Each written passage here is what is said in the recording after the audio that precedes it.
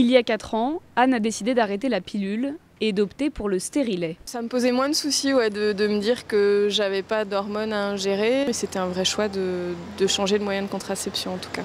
Cette trentenaire n'est pas la seule à avoir délaissé la pilule.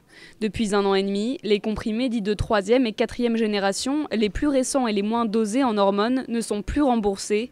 Ils sont soupçonnés de favoriser la formation de caillots de sang. Conséquence, leurs ventes ont chuté de 45% l'an dernier. Dans le même temps, les embolies pulmonaires chez les femmes en âge de procréer ont diminué de 11%.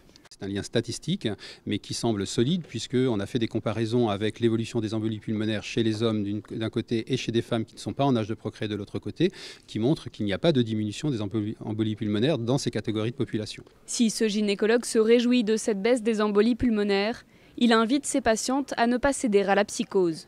Aujourd'hui, les femmes ont peur de la pilule, les femmes ont peur de la contraception, les médecins ont peur de la prescrire et ceci va amener des effets graves liés à l'absence de contraception médicalisée et l'augmentation des interruptions de grossesse qui n'est à l'évidence pas souhaitable.